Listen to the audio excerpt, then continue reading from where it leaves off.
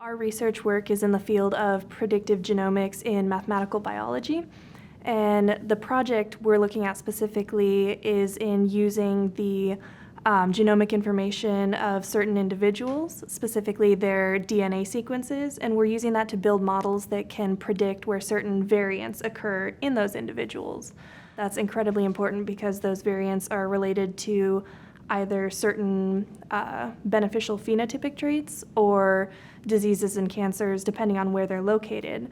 So we want to be able to figure out where they might be. And a lot of the models that are out there currently don't do a very good job of working with real-world data, and they're not very cost-effective. So that's what our research hopes to improve upon. The biggest kind of skill I've seen improve in myself is my coding.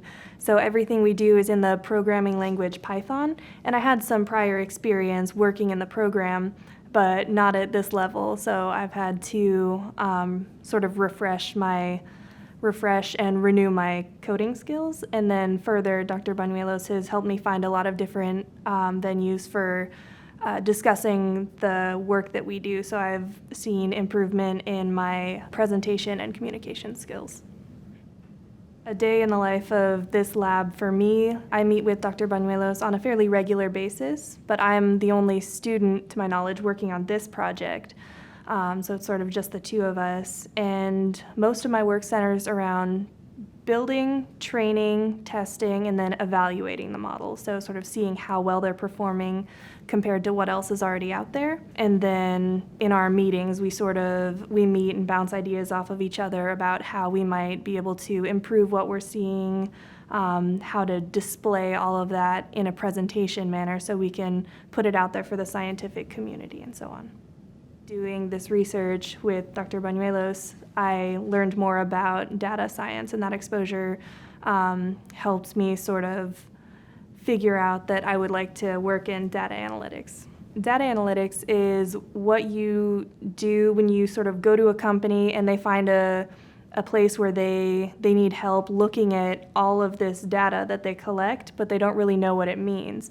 So you're sort of the evaluator and then the communicator. So you look at what information they have, you paint a picture with it and tell them how it can inform future business decisions and sort of to that end. My advice to an incoming freshman or sophomore would be just if there's research that you're interested in, or if you're at a place in your education where you can start doing research, just go for it. It's one of the most stressful parts of applying to grad school for me. I was so stressed out about what am I going to write my thesis on?